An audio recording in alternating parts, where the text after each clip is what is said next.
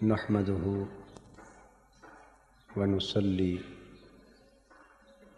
ونسلم على سيدنا ومولانا محمد رسوله النبي الأمين المكين الحنين الكريم الرؤوف الرحيم. أما بعد، فأعوذ بالله من الشيطان الرجيم. بسم الله الرحمن الرحيم. إذ تستغيثون ربكم فاستجاب لكم أني ممدكم بألف من الملائكة مردفين وما جعله الله إلا بشرى ولتطمئن به قلوبكم وما النصر إلا من عند الله إن الله عزيز حكيم. صدق اللہ مولانا العظیم.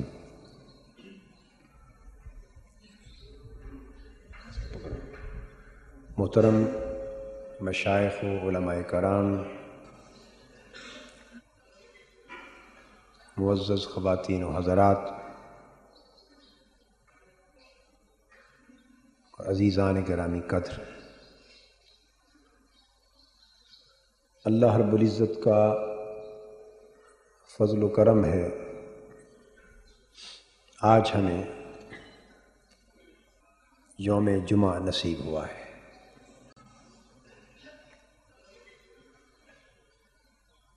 ماہ رمضان المبارک کی اپنی اہمیت ایمانی، روحانی، قومی و ملی اور اسلامی تاریخی اعتبار سے کسی سے مخفی نہیں. اس مبارک مہینے کے خیرات، حسنات اور برکات تمام مہینوں اور ان مہینوں کی جملہ ساعتوں سے بڑھ کر ہے. اور آج کا یہ دن 17 رمضان المبارک کا، جسے قرآن مجید نے یوم الفرقان کے لقب سے نوازا ہے، یعنی حق اور باطل میں امتیاز کا دن تھا. اس کی اہمیت غزوہ بدر کے حوالے سے ہے. حضور نبی اکرم صلی اللہ تعالی علیہ وآلہ وسلم کی حیات ظاہری میں اور آپ کی بعثت مبارکہ کے دور میں ہجرت مدینہ کے بعد، جب اسلامی تاریخ کے عظیم معرکوں کا سلسلہ شروع ہوا، تو آپ جانتے ہیں کہ سلسلہ ہائے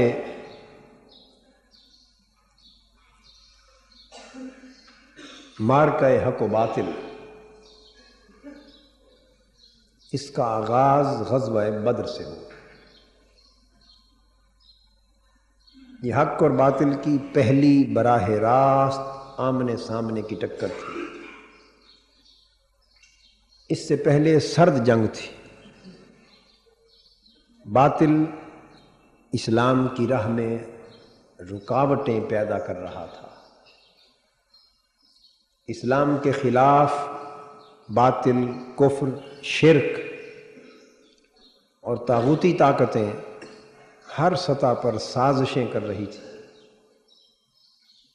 اسلام کی اٹھتی ہوئی عظیم تحریک کو دبانے کے لیے ہر قسم کے منصوبے بنائے جاتے رہے تھے. علی حاصل قیاس سرد جنگ، سازشی نوعیت کی مخالفتیں اور در پردہ مخفی اور منفی منصوبہ جات اسلام کے خلاف تو اس سے پہلے 13-14 برس سے جاری تھی. جب سے حضور علیہ الصلوۃ والسلام نے اعلان نبوت فرمایا اور بالخصوص اعلانیہ تبلیغ اسلام کا آغاز فرمایا، اس وقت سے کفر کو چین نہیں تھا، اس کا سکون لٹ گیا تھا، اس نے اپنا مستقبل تاریک دیکھ لیا تھا، اور یہ محسوس کر رہا تھا کہ وہ دن نہ صرف عالم عرب میں بلکہ عالم انسانیت میں آنے والا ہے، جب کفر اور کافرانہ قوتیں سرنگوں ہو جائیں گی، اسلام اور حق کی سر بلندی ہوگی، اور مشرق سے مغرب تک دین اسلام کی عظمت کا جھنڈا لہرانے لگے گا۔ حضور علیہ الصلوۃ والسلام کے پیغام میں اس قدر جاذبیت، کشش، مقبولیت، محبوبیت، پذیرائی، تاثیر، اثر انگیزی اور نتیجہ خیزی تھی، جسے وہ جادو سے تعبیر کرتے تھے کہ جس کے کان میں اس محبوب کی بھلی آواز پڑ جاتی ہے وہ بدل جاتا ہے، جس کی آنکھیں اس کے پیارے مکھڑے اور چہرے پر پڑ جاتی ہیں اس کی کایا پلٹ جاتی ہے، جو چند لمحے اطمینان سے اس کی مجلس اور صحبت میں بیٹھ جاتا ہے اس کی تقدیر بدل جاتی ہے، جسے اس کا ہم نشیں، ہم صحبت اور ہم سفر ہونے کا موقع میسر آ جاتا ہے، وہ اپنا گزشتہ مشرکانہ جاہلانہ مذہب چھوڑ دیتا ہے، اور جسے خلوت میں 4 لمحات اس کی بارگاہ میں بیٹھنا نصیب ہو جاتے ہیں، وہ جاتا ہے تو کچھ اور ہوتا ہے، پلٹ کر آتا ہے تو کچھ اور ہوتا ہے، جاتا ہے تو تلوار لے کر حضور علیہ الصلوۃ والسلام کا سر انور قلم کرنے کے لیے جاتا ہے، واپس آتا ہے تو نگاہ مصطفیٰ کا شکار ہو کر آتا ہے، کشتہ عشق مصطفی ہو کر آتا ہے، اپنا سب کچھ وہیں چھوڑ کے آتا ہے، جاتا لوٹنے کے لیے ہے اور آتا لٹ کر ہے، جاتا ختم کرنے کے لیے ہے اور پلٹتا ہے تو خود ختم ہو چکا ہوتا۔ آقا دو جہاں صلی اللہ علیہ وسلم کی غیر معمولی تاثیرات پورے عالم کے اندھیروں کو اجالوں سے بدل رہی تھی، کفر کی تاریکیاں چھٹ رہی تھی، اسلام کا اجالا ہر سو ہو رہا تھا۔ روم، ایران، عالم کفر، عالم شرک، عالم یہودیت اور عالم منافقت،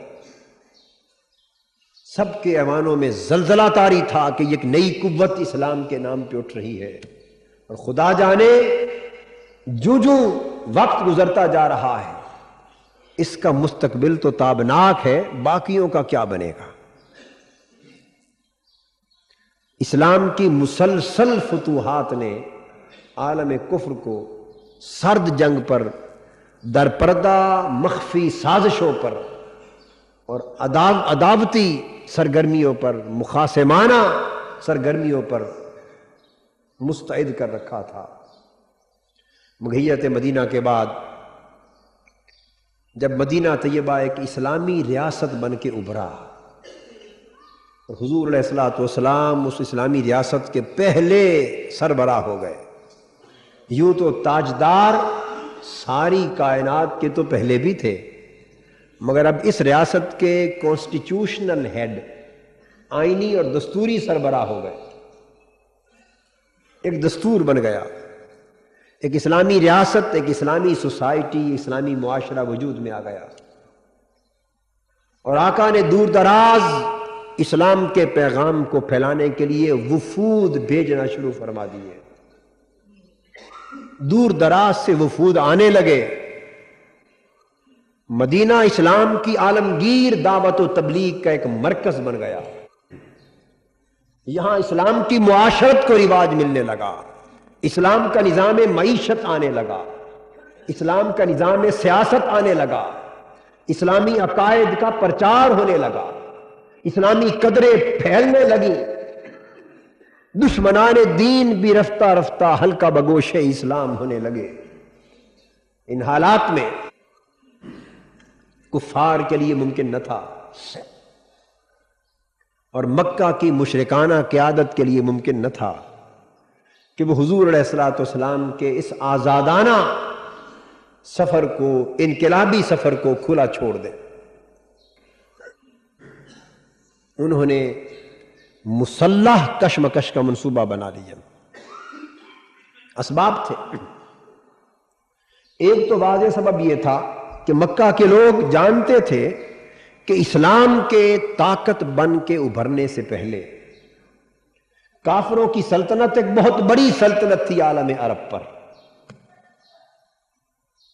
عیسائی روم کی طرف تھے، آتش پرست اور پارسی ایران کی طرف تھے، یہودی مدینہ کی بستی پر قابض تھے، کچھ عیسائی بھی تھے، مگر یہ پورا عالم عرب سب سے بڑی سلطنت اور سب سے بڑی مرکزیت سیاسی اور اقتصادی اور سماجی اعتبار سے یہ قریش مکہ کی تھی۔ یہ بہت بڑی طاقتور آمرانہ سلطنت تھی۔ حضور علیہ الصلوۃ والسلام کی اس تحریک کے ابھرنے سے انہیں سب سے پہلا خطرہ یہ تھا کہ ان کی سیاسی قوت کو نقصان پہنچے گا۔ یہ بات سمجھنے کی کوشش کریں۔ غزوات کیوں ہوئے؟ غزوات، غزوہ بدر، غزوہ احد، غزوہ خندق، غزوہ خیبر، پے در پے جنگیں کیوں ہوئیں؟ کیا اس لیے ہوئی کہ حضور علیہ الصلوۃ والسلام انہیں نماز پڑھنے کے لیے کہتے تھے؟ بولیے۔ آپ کا ارشاد تھا کہ سال میں ایک مہینہ رمضان کے روزے رکھو، اس لیے جنگیں شروع ہو گئیں؟ آپ کا فرمان تھا کہ 2.5% زکوٰۃ دیا کرو مال میں سے، کیا اس وجہ سے جنگیں شروع ہو گئیں؟ آپ کا ارشاد تھا کہ زندگی میں ایک بار جس کے پاس مال ہو وہ حج جا کے کر آیا کرے، کیا خالی اس وجہ سے جنگیں شروع ہو گئیں؟ آپ کا ارشاد تھا کہ یہ کچھ کھانا حلال ہے اور یہ کچھ استعمال کرنا حرام ہے، تو کیا حلال اور حرام کی اس تقسیم پر جنگیں شروع ہو گئیں؟ قرآن مجید نے جو اخلاق، روحانیت، معاشرت، سماج، تہذیب و ثقافت کی قدروں کا ایک تصور دیا تھا کہ اس طرح کی زندگی گزارو، کیا اس وجہ سے جنگیں شروع ہو گئی؟ نہیں۔ یہ بات قابل توجہ ہے، اس کا تسلسل میرے پچھلے جمعہ کی گفتگو سے بھی ہے اور آج کے دن کے موضوع سے بھی ہے۔ اگر بات فقط اسلام کی تعلیمات کی دعوت و تبلیغ تک محدود ہوتی تو عالم کفر کو اسلام کے ساتھ نبرد آزما ہونے کی ضرورت محسوس نہ ہوتی۔ اگر بات فقط نماز، روزہ، حج، زکوٰۃ کے مسائل کی تبلیغ تک محدود رہنا ہوتی تو مکہ کی مشرکانہ قیادت کو کبھی مدینہ پر حملہ آور ہونے کی ضرورت محسوس نہ ہوتی۔ بات اگر فقط مسجد و مکتب اور مدرسہ میں بیٹھ کر اللہ اور اللہ کے رسول کا ذکر اپنے حلقوں، مجلسوں اور مجلسوں میں کرتے رہنے تک ہوتی تو مکہ کی طاغوتی، استحصالی اور سامراجی طاقتیں کبھی تاجدار کائنات صلی اللہ علیہ وآلہ وسلم کے خلاف صف آرا نہ ہوتی۔ یکایک عالم کفر اسلام کی قوت کے سامنے صف آرا ہو گیا۔ یکایک دنیا کی مشرکانہ، طاغوتی، استحصالی اور سامراجی طاقتیں تلواریں لے کر تاجدار کائنات صلی اللہ علیہ وآلہ وسلم کے خلاف نکل آئے۔ مدینہ کی بستی پر پے در پے حملے شروع ہو گئے۔ پورا کفر مجتمع ہو گیا اسلام کا نام صفحہ ہستی سے مٹانے کے لیے۔ تو کیا اس لیے کہ مسلمان اپنی مسجدیں بنا رہے ہیں؟ جی نہیں، یاد رکھ لیں، جب سے امت مسلمہ محکومی اور غلامی کا شکار ہوئی، برطانوی اور مغربی سامراج نے جب سے ہمیں غلامی کی زنجیروں میں جکڑا، ہمارے جسم غلام ہو گئے، روحیں غلام ہو گئی، ذہن غلام ہو گئے، فکر غلام ہو گئے، سوچ غلام ہو گئی، ہمارا بود و باش کا انداز غلام ہو گیا، ہماری دین کی تبلیغ کا انداز بھی غلام ہو گیا۔ وہ اسلام جو کبھی زندہ قوت تھی، توحید جو زندہ قوت تھی زمانے میں کبھی، وہ توحید جس کے نعرے مستانہ سے دیار کفر میں زلزلہ بپا ہو جاتا تھا، وہ اسلام جس کی سر بلندی سے طاغوتی بش پاش پاش ہو کر نیچے گر پڑتے تھے، وہ اسلام کی صدا جو سامراجی طاقتوں کو لرزہ برندام کر دیتی تھی، جس میں بڑے بڑے جاگیردار، سرمایہ دار، سامراجی اور استحصالی طاقتیں دور بیٹھ کر دبدبائے فاروقی کے سامنے کانپنے لگ جاتے تھے۔ وہ اسلام کیا تھا؟ اور آج اسی اسلام کے تصور کو پھر سے زندہ کرنے کی ضرورت ہے۔ اسلام کے غلامانہ تصور کا پردہ ہم چاک چاک کر دینا چاہتے ہیں۔ وہ تصور جو مسلمانوں کو غلام بن کے رہنا سکھا دے، ہم اس تصور کو ٹھوکر سے اڑا دینا چاہتے ہیں۔ وہ تصور جو مسلمانوں کو محکوم ہو کر رہنا سکھا دے، ہم اس تصور کے پرخشے اڑا دینا چاہتے ہیں۔ وہ تصور جو اسلام کا باطل سے سمجھوتا سکھائے ہمیں، ہم اس باطل کافرانہ تصور کو ختم کر دینا چاہتے ہیں۔ آج 17 رمضان المبارک کا دن زبان حال سے پکار پکار کے کہہ رہا ہے، مسلمانوں اسلام کو سمجھنا ہے تو غزوہ بدر سے سمجھو، اسلام کے مفہوم کو جاننا ہے تو آج شہدائے بدر کے خون کے مقدس قطرات سے سمجھو، اسلام کے تصور اور اس کی معرفت کو سمجھنا ہے تو آؤ معرکہ بدر بپا ہے، صحابہ تلواریں لے کر آ رہے ہیں، ملائکہ مسلح اتر رہے ہیں، حق اور باطل کی کشمکش ہے، خون کی بازی اور جان کی بازی لگ رہی ہے، کفر مر رہا ہے، اسلام اٹھ رہا ہے۔ آؤ اس نظارے سے اسلام کو سمجھنا سیکھو، اس نظارے کو آنکھوں کے سامنے لاؤ تاکہ پتہ چلے کہ اسلام کیا ہے۔ کیا ضرورت تھی میرے آقا کو مسجد نبوی کی ٹھنڈی ہوائیں چھوڑ کر بدر کے تپتے ہوئے صحراؤں میں روزے دار صحابہ کو لے کر جانے کی؟ بولیے،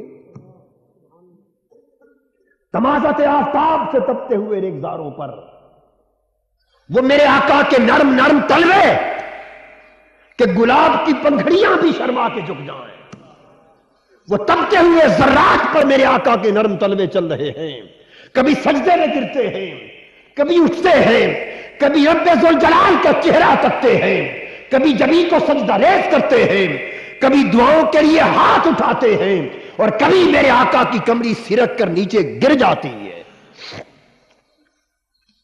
خیمہ ہے، ریگزار بدر ہے، ایک عجیب معرکے کا سما ہے، سجدے میں ہے، کبھی کھڑے ہیں، آنسوؤں کی جھڑی جل رہی ہے، اور ایک ہی آواز ہے جو میرے مصطفیٰ کی زبان سے اٹھ رہی ہے، ایک صدا ہے جو آ رہی ہے، دور و نزدیک کے کان اس صدا کو، صدائے مصطفیٰ کو بار بار سن رہے ہیں، اور وہ صدا کیا ہے؟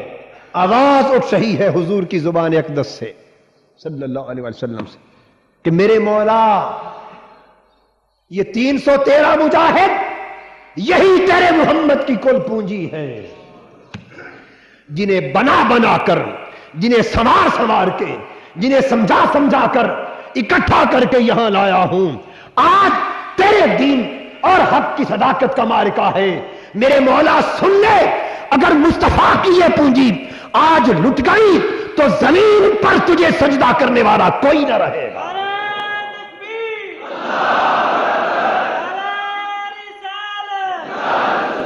اور اگر آج اور اگر آج یہ پونجی سرخ رو ہو گئی تو پھر کفر سر نہ اٹھا سکے گا. یہی آواز تھی جو بار بار تھرکتے لبوں سے آقا کی زبان پاک سے نکل رہی تھی. کتنے لاڈ بھرے آواز تھے، کتنے لاڈ بھرے الفاظ تھے. یہ حقیقت ہے اسلام کی. لوگ سمجھتے ہیں کیا ضرورت پڑی میدان عمل میں، میدان جہاد میں، میدان سیاست میں نکل آنے کی. ہائے یہ سفر سوئے بدر سفر ہے، یہ سوئے بدر سفر ہے. فضائے بدر پیدا کر، فضائے بدر پیدا کر، فرشتے تیری نصرت کو اتر سکتے ہیں گردوں سے قطار اندر قطار. اب بھی آج اسلام پر جس زبونحالی، تنزل، انحطاط کا دور ہے، امت جس غلامی اور معقومی کا شکار ہے، مسلمانوں کے اخلاق جتنے تباہ کر دیے گئے ہیں، بددیانتی، بے ایمانی، فسق و فجور، ظلم، دجل اور فریب جتنا مسلط کر دیا گیا ہے اس معاشرے پر، حرام خوری اور حرام کاری کا جو معاشرہ بنا دیا گیا ہے، حق تلفی اور عدل کو ذبح کرنے کا جو ماحول ہو گیا ہے، اسلام سے دھوکہ، منافقت، لادینیت کا جو رواج عام ہو گیا ہے، یہ کفر سے کم نہیں ہے. یہ کفر سے فرق صرف یہ ہے کہ وہ اعتقادی کفر تھا اور یہ عملی کفر ہے. کیا؟ وہ اللہ اور اس کے رسول کے دین کو مانتے نہیں تھے. یہ اللہ اور اس کے رسول کے دین کو ماننے کی بات کرتے ہیں اور عمل سے اس کا مذاق اڑاتے ہیں. یہ بہت بڑا کفر ہے. معرکہ بدر بپا ہوا، ادھر 313 صحابہ، ادھر 1000 سے زائد کفار کا لشکر. ادھر اسلحہ کم ہے، ادھر اسلحہ زیادہ ہے. ادھر سواریاں کم ہیں، ادھر سواریاں زیادہ ہیں. ادھر مسلح تیار لوگ کم ہیں، ادھر مسلح ٹرینڈ لوگ زیادہ ہیں. ظاہری اسباب میں کوئی مقابلہ نہیں. اور یاد رکھ لیں، حق اور باطل میں ظاہری اسباب کا مقابلہ ہوتا بھی نہیں. آج بھی دیکھ لو، آج بھی دیکھ لو، ظاہری اسباب میں مقابلہ ہم کیسے کر سکتے ہیں؟ جو ڈی سی ہوگا وہ بھی حکمرانوں کے اشارے پر چلے گا، تو اسباب ادھر گئے نا. بولیے، ایس پی بھی حکمران کے اشارے پر چلے گا، اسباب ادھر گئے کیونکہ نوکری کا خطرہ ہے. دو آپشنز ہوں بھئی، یا ایمان بچا لو یا نوکری بچا لو. تو آج لوگ ایمان بچانے والے کم ہیں، نوکری بچانے والے زیادہ. ایمان بچا لو یا عزت بچا لو. آج لوگ ایمان بچانے والے کم ہیں، عزت بچانے والے. ایمان بچا لو یا یہ مفاد لے لو، مفاد بچا لو. لوگ ایمان بچانے والے کم اور مفاد بچانے والے. جب تک امتحان اور آزمائش نہیں آتا بڑے بڑے ہاتھ چومتے دکھائی دیتے ہیں. امتحان اور آزمائش کا وقت جب تک نہیں آتا بڑے بڑے ہاتھ چومتے ہوئے دکھائی، وفاداریاں، عقیدت مندیوں کے نعرے لگاتے نظر آتے ہیں. مگر فقط ایک طرف ایمان و عقیدت اور ایک طرف مفاد، ایک لمحے کے لیے مقابلہ آتا ہے تو ایمان ادھر گیا جہاں سے آیا تھا، وہاں مفاد ہی مفاد نظر آتا. یہ وہ دنیا ہے. عظیم سپاہیوں، مایوسی کی کوئی بات نہیں. اس دنیا کے ڈھنگ کو بدلنا ہے، اس رنگ کو بدلنا ہے، اس سوچ کی سمت کو بدلنا ہے، اس جہت کو بدلنا ہے. خواہ اس انقلاب کے لیے اللہ کے فضل سے ہمیں اپنے جسموں کے ٹکڑے ٹکڑے کیوں نہ کروا دینے پڑے، جسم ریزے ریزے کیوں نہ ہو جائیں، زندگیاں قربان کیوں نہ ہو جائیں، جسم کا آخری قطرہ نچوڑ کر باہر کیوں نہ نکال لیا جائے، اور کربلائے مولا کی طرح ہمارے لاشیں گھوڑوں کی ٹاپوں کی طرح رود کیوں نہ کر دیے جائیں، مگر رب ذوالجلال تیری عزت کی قسم تیری خاطر لٹ جائیں گے مگر تیرے دین کو لٹنے نہ دیں گے۔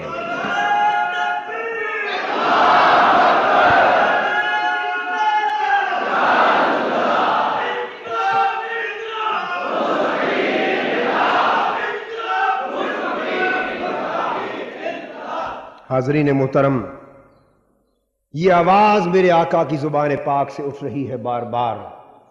دیکھتے ہیں صحابہ کی تعداد کم ہے، وسائل کم ہے، اسباب کم ہے، طاقت ادھر زیادہ ہے، اسباب ادھر زیادہ ہیں، وسائل ادھر زیادہ ہیں، تو دل میں خیال آتا ہے، چونکہ رحمت للعالمین، خیال آتا ہے کہ میرے غلام کہیں عددی قلت، تعداد میں تھوڑے ہونا، وسائل میں کم ہونا، اسباب میں کمزور ہونا، یہ دیکھ کر کہیں گھبرا نہ جائیں، کہیں ان کے حوصلے پست نہ پڑ جائیں، کہیں ان کے قدم ڈگمگا نہ جائیں۔ اس خیال سے صحابہ عرض کرتے ہیں آقا کی بارگاہ میں، حضور آپ کا رب ہے، اسے آپ سے بڑی محبت ہے، آپ کی کبھی کوئی بات ٹالتا ہی نہیں ہے، تو کیا ایسا نہیں ہو سکتا کہ آج پہلا معرکہ ہے حق اور باطل کا اور اسلام اور کفر کا، اور اس کے اثرات پھر اسلامی تحریک کی پوری تاریخ پر مترتب ہوں گے؟ کیا ایسے نہیں ہو سکتا کہ آپ کا اللہ ہماری مدد کے لیے 1000 فرشتے اتار دے؟ 1000؟ یہ صحابہ پوچھتے ہیں، کیسا انوکھا سوال تھا، کیسا؟ ان کو بھی پتا ہوگا کہ بڑا انوکھا سوال ہے، مگر علم ہے جس بارگاہ میں کر رہے ہیں یہاں کوئی انوکھی بات آ کر انوکھی رہتی نہیں ہے۔ قرآن مجید کرتا ہے بیان، اذ تستغیثون ربکم فاستجاب لکم، جب تم اپنے اللہ کی بارگاہ میں یہ التجا کر رہے تھے، سوال کر رہے تھے، مانگ رہے تھے یہ مدد کہ مولا کوئی مدد ہو جائے، مولا کوئی مدد ہو جائے فرشتوں کے ذریعے، فاستجاب لکم، بس اللہ نے تمہاری درخواست قبول فرما لی، اور درخواست قبول فرمائی اور خود فیصلہ فرما دیا۔ کیا؟ میرے محبوب تیرے غلاموں نے تو فقط مدد مانگی اور ہم نے خود فیصلہ فرما دیا۔ کیا؟ انی ممدکم بألف من الملائکۃ مردفین، کہ تمہاری مدد کے لیے میں اپنے فیصلے کا اعلان کرتا ہوں محبوب کہ 1000 فرشتہ، مسلح 1000 فرشتہ تیرے غلاموں کی مدد کے لیے میدان بدر میں اتارتا ہوں۔ فیصلہ ہو گیا۔ بولیے کیا ہو گیا؟ یہ قرآن مجید گواہ ہے۔ حضور کے غلاموں نے، سپاہیوں نے خواہش کی،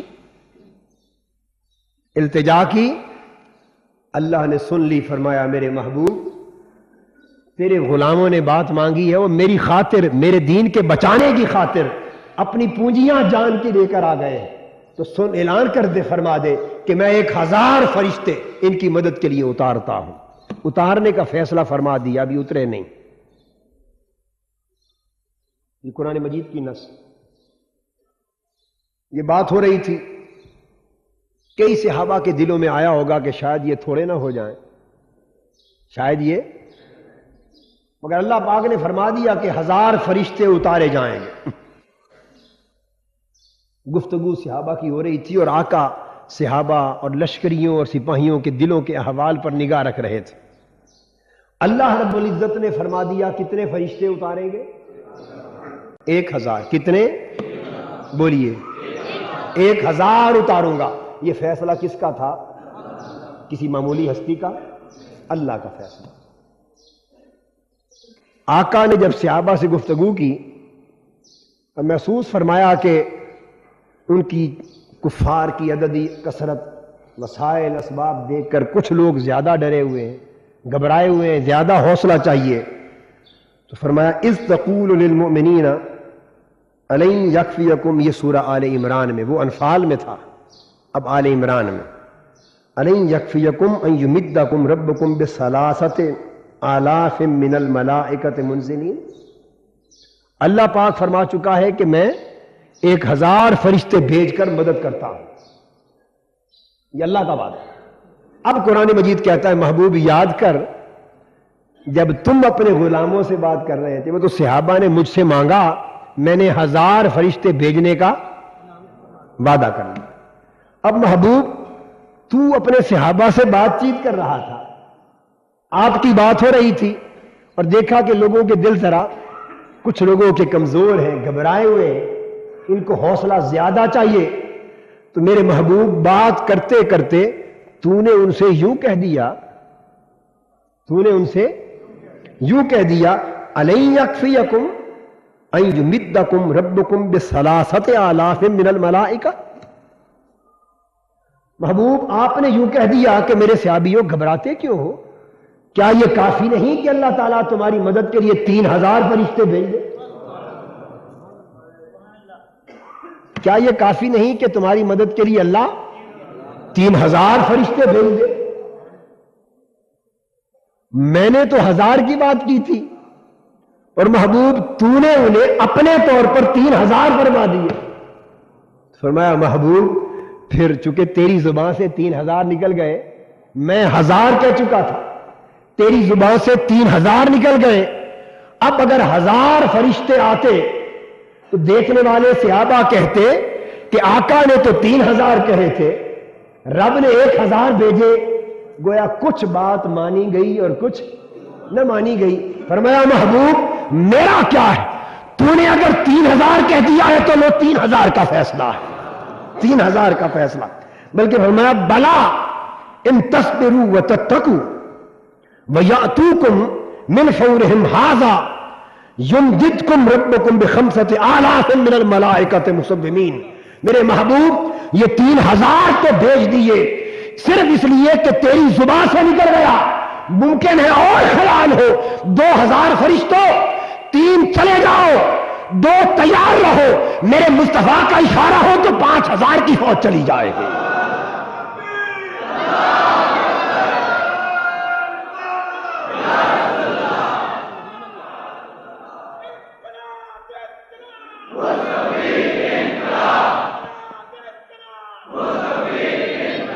تین فیصلے ہوئے، 3 کتنے؟ 1000 فرشتوں کا فیصلہ ہوا صحابہ کے مانگنے پر، کتنا؟ 3000 کا فیصلہ حضور کے مانگنے پر نہیں۔ یہ نکتہ قابل توجہ ہے، قرآن گواہ ہے۔ اذ تقول للمؤمنین، اس تستغیث نہیں فرمایا، یہ نہیں فرمایا کہ محبوب جب تم نے 3000 فرشتوں کی مدد مانگی، نہیں یہ نہیں فرمایا۔ بھئی سن لو نا، غور سے سمجھ لو۔ پہلے فرمایا جب میرے محبوب تیرے صحابیوں نے، تیرے غلاموں نے مدد چاہی تو میں نے فرمایا چلو 1000 فرشتے تمہاری مدد کو بھیجتے ہیں۔ اب دوسری جگہ یہ چاہیے تھا نا کہ محبوب تم نے 3000 کی مدد مانگی، ہم نے 3000 کا فیصلہ کر لیا، ایسا نہیں فرمایا۔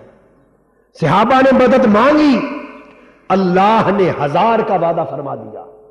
اب حضور نے اللہ سے نہیں عرض کیا، بلکہ یوں ہی صحابہ کو خوش کرنے کے لیے زبان سے نکل گیا۔ اللہ، دیکھو تقدیریں کیسے بنتی ہیں، تقدیریں خود ہی کو کر بلند اتنا کہ ہر تقدیر سے پہلے خدا بندے سے خود پوچھے بتا تیری رضا کیا ہے۔ تقدیر تو بن گئی تھی، کتنے فرشتوں کی؟ 1000 فرشتے بھیجے جائیں گے، تقدیر تو بن گئی تھی۔ بعض لوگ یہ بھی سمجھتے ہیں نا بھئی تقدیر میں رد و بدل نہیں ہوتا، بے شک نہیں ہوتا، اور تمہارے ہمارے چاہنے سے نہیں ہوتا۔ اگر آقا کی زبان ہل جائے تو تقدیریں بدل جاتی ہیں۔ صحابہ کی دعا پر تقدیر بن گئی تھی، 1000 فرشتوں کا فیصلہ ہو گیا تھا، اور آقا نے اللہ کی بارگاہ میں تو ابھی التجا ہی نہیں کی، التجا کرتے تو خدا جانے کیا ہو جاتا۔ فرمایا اس تقول للمؤمنین، محبوب میں دیکھ رہا تھا کہ میں 1000 کا وعدہ کر چکا ہوں، اور تو مجھے پوچھے بغیر اور میری طرف دیکھے بغیر خود ہی اپنے غلاموں کو خوش کرنے کے لیے فرما رہا ہے بھئی 3000 آ جائیں تو خوش ہو۔ اللہ اکبر، یہ بات آپ سمجھے کہ نہیں؟ بھائی اس کی مثال آپ یوں سمجھیں، بلا تشبیہ بلا مثال، قاری صاحب ہیں اور رانا جاوید صاحب ہیں، ان کی آپس میں بڑی محبت اور پیار ہو، اصل طاقت قاری صاحب کے ہاتھ میں ہو، مگر رانا صاحب کی بات وہ موڑتے نہ ہو، اور یہ سردار عرفان صاحب کو کسی چیز کی ضرورت پڑے، یہ قاری صاحب سے مانگیں، قاری صاحب ان کو 1000 روپیہ دے دیں، فیصلہ کر دیں بھی 1000 روپیہ تمہارا ہو گیا۔ اب رانا صاحب قاری صاحب سے پوچھے بغیر، اور یہ جانے بغیر کہ وہ سردار عرفان کو آلریڈی 1000 کا وعدہ کر چکے ہیں، یہ پوچھے بغیر قاری صاحب کے سامنے ہی سیدھا سردار عرفان سے کہنے لگے بھائی 3000 دے دے تو کافی ہے۔ تو قاری صاحب کیا کریں گے؟ وہ بازو پکڑ لیں گے، کہیں گے بھائی صبر تو کرو، مجھ سے تو پوچھو، میں 1000 آنے دے چکا ہوں، مجھ سے پوچھ کے تو بات کرو، آپ کو کیا خبر میں 1000 کا وعدہ کر چکا ہوں، کم سے کم مجھے تو پوچھا ہوتا، میں آلریڈی دے چکا ہوں، تو آپ جو ہی 3000 کا وعدہ کر رہے ہیں، ایسا ہی ہوگا نا۔ اب یہ میں نے تکون سمجھا دی، تکون یوں ادھر صحابہ کی التجا ہے، ادھر بارگاہ کبریا ہے، اور ادھر زبان مصطفیٰ ہے، یہ تکون بن گئی۔ صحابہ کو ضرورت محسوس ہوئی، براہ راست اللہ کی بارگاہ میں التجا کی، اللہ نے فرمایا تمہاری التجا قبول ہوئی، 1000 فرشتے تمہیں بھیجے جائیں گے۔ صحابہ کا حضور سے مذاکرہ ہو رہا ہے، آقا نے ادھر کچھ کہے بغیر یوں کہہ دیا بھئی اگر 3000 فرشتے آ جائیں تو کافی ہے، 3000 فرشتے آ جائیں تو کافی ہے، انہوں نے کہا کافی ہے۔ اب اللہ پاک نے دیکھا، فرمایا یہ محبوب استقول، چونکہ تو نے کہہ دیا تو اب ہماری تقدیر بھی 1 کی بجائے 3000 کی ہو گئی۔ محبوب چونکہ تو نے فرما دیا، اب ہماری تقدیر 1000 فرشتے والی نہ رہی بلکہ 3 کی ہو گئی۔ اور 7 فرشتوں سے کہا بھی ایک احتیاطی کام اور کر لو، ایک احتیاطی کام کیا کہ ہم نے کتنے کہے تھے 1000، اور ہمارے محبوب نے کتنے بنا دیے 3، کتنے بڑھائے 2۔ فرمایا فرشتوں اب محبوب نے 3 کہے ہیں، محبوب نے 3 کہے ہیں، ممکن ہے ان کے غلام اور سوال کر لیں، اور یہ سراپا رحمت ہے، یہ ان کی خاطر اب 2 بڑھا دی ہے، ممکن ہے اور بڑھا دے تو پوچھنے پوچھانے کی ضرورت ہی نہ رہے، 3000 چلے جائیں، 2000 تیار رہے، 2000 تیار رہے، ادھر محبوب کی زبان سے نکلے، ادھر تم میدان جنگ میں چھلانگ لگا دے۔ تو مطلب یہ ہوا کہ ملائکہ مسلح ہو جاؤ، میرا مصطفیٰ یا اس کے غلام جتنی جتنی مدد مانگتے جائیں اتنی اتنی مدد آسمان سے اترتی جائے۔ یہ ہے حق کی مدد کرنے کا انداز، اللہ پاک کا انداز کریمانہ، حق کی مدد کرنے کا انداز۔ اور فرمایا یہ کیسے کیا؟ فرمایا وما جعلہ اللہ الا بشرا لکم، اور یہ سب کچھ جو اللہ نے کیا محبوب یہ تمہیں خوش کرنے کے لیے کیا۔ سبحان اللہ، یہ تمہاری خوشخبری کے لیے کیا، تم خوش ہو جاؤ، خوشی کی خبر ملے۔ وَلِتَطْمَئِنَّ قُلُوبُكُمْ، محبوب ہمارے فرشتے اوپر رہیں، یہ نیچے پھرتے رہیں، ہمیں کیا فرق پڑتا ہے؟ 1000 نیچے آئیں یا 5000 آ جائیں، 5000 نیچے اتر آئیں یا 5 لاکھ اتر آئیں، محبوب ہمیں کیا فرق پڑتا ہے فرشتوں کے نیچے آنے یا اوپر جانے سے؟ قربان جائیں مولا۔ فرمایا وَلِتَطْمَئِنَّ قُلُوبُكُمْ، ہم نے تو یہ سب کچھ اس لیے کیا ہے محبوب تیرا دل خوش ہو جائے، ہائے ہائے ہائے، اور تیرے غلاموں کا صحابہ کا دل خوش ہو جائے،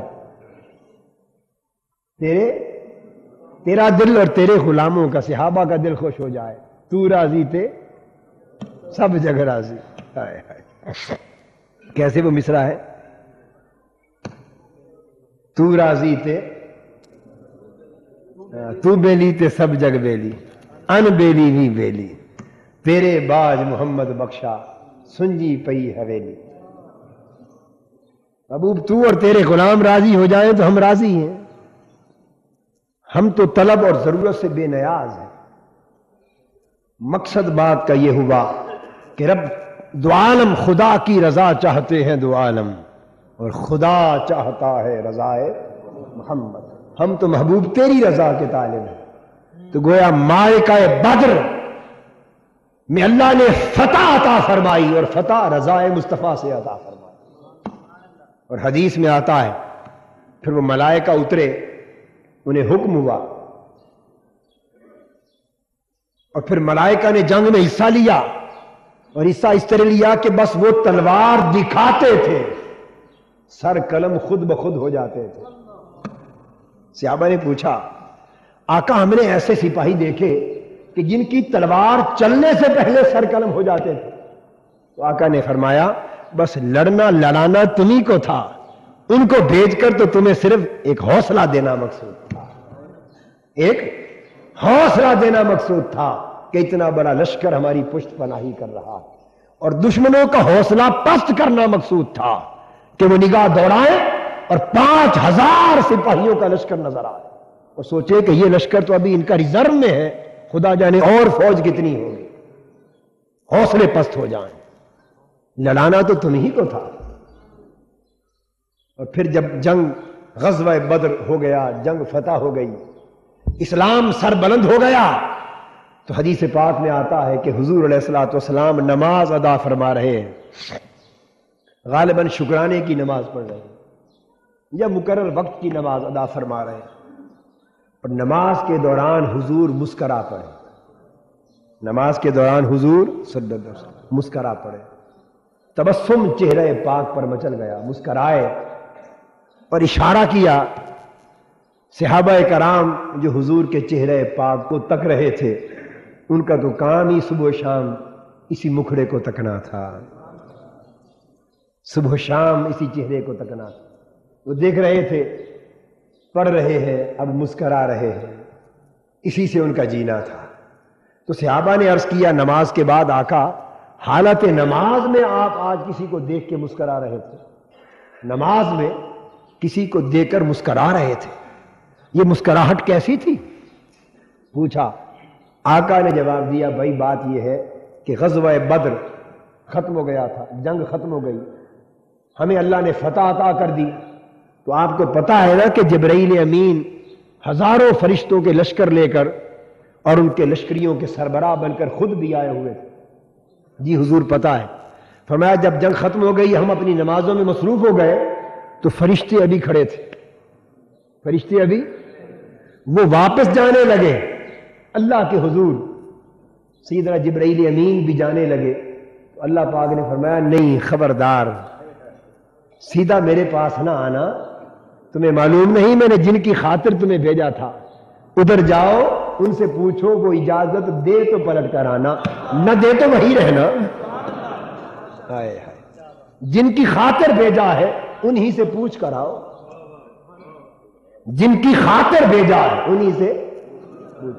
تو سیدنا جبرائیل امین گھوڑے پر سوار، جھنڈا لگا ہوا، امامہ پہنا ہوا، وہ میرے مصلی کے فاصلے پر سامنے آ گئے، اور مجھے سیدنا جبرائیل امین کہہ رہے تھے، تم نہیں تک رہے تھے، میں دیکھ رہا تھا، مجھ سے پوچھتے تھے یا رسول اللہ صلی اللہ علیہ وسلم آپ پر سلام ہو، جبرائیل حاضر ہے، میں حاضر ہوں، اور پوچھتے تھے اردیت انا، حضور کیا اب آپ ہم سے راضی ہو گئے؟ پوچھتے تھے کیا حضور آپ ہم سے، ہم نے جو خدمت بجا لائی کیا آقا قبول ہے، ہم سے راضی؟ میں نے اشارہ کیا ہاں راضی ہوں۔ پھر پوچھتے تھے حضور کہ اب ہمیں اجازت ہے یہیں رہے یا اب واپس گھروں کو چلے جائیں؟ تو میں نے اشارہ کیا تمہارا کام ختم ہو گیا، چلے جاؤ۔ تو میری رضا پوچھ کر مجھ سے اجازت لے کر واپس جانے کے لیے آئے تھے، تو میں جبرائیل کا یہ چہرہ اور اس کی بات چیت دیکھ کر مسکرا رہا تھا۔ تو اللہ رب العزت نے تو ملائکہ کو، عام ملائکہ کو اپنے خاص بندوں کی خدمت کے لیے متعین کر رکھا ہے، اور خاص ملائکہ کو خاص الخاص انبیاء اور اولو العزم ہستیوں کی خدمت پر معمر کر رکھا ہے، معمور کر رکھا ہے، مسخر کر رکھا ہے۔ دوستو غزوہ بدر اسلام کی تاریخ کا سب سے پہلا معرکہ تھا، جس میں 313 صحابہ شامل ہوئے. 313 صحابہ اور کتنے شہید ہوئے؟ تقریباً 14 صحابہ. کتنے؟ تقریباً 14 صحابہ شہید ہوئے. 313 بدری صحابہ کہلاتے ہیں جنہوں نے غزوہ بدر میں شرکت کی. ان کی فتح اسلام کی تاریخ فتوحات کا صفحہ اول بنا، اور آج تک امت مسلمہ کی تاریخ کی ہر وہ تحریک، ہر وہ مشن جو ظاہری مادی اسباب اور ذرائع اور وسائل و وسائط کی کمی کے باوجود حق کی سربلندی کی خاطر، اسلام کی عظمت و تمکنت کی خاطر، اسلام کی بالادستی کی خاطر، قرآن کی حرمت کے تحفظ کی خاطر اور دین مصطفیٰ کو فروغ دینے کی خاطر اپنا تن من دھن سب کچھ لٹانے کا عزم لے کر میدان کارزار میں آ جاتا ہے. اس کے لیے ضروری ہے کہ وہ ہر لمحہ معرکہ بدر پر نظر رکھے، وہ معرکہ بدر کی تاریخ سے سبق لے.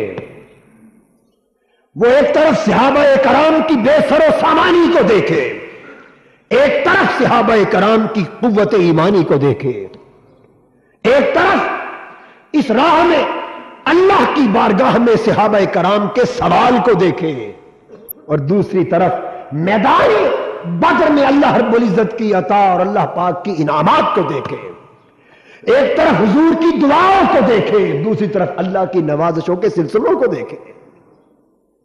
اے مرد مومن، کامیابی اور کامرانی کے لیے اس سے بڑا نہ کوئی تیرا ساز ہے نہ سامان، اس سے بڑا کوئی سر و سامان نہیں.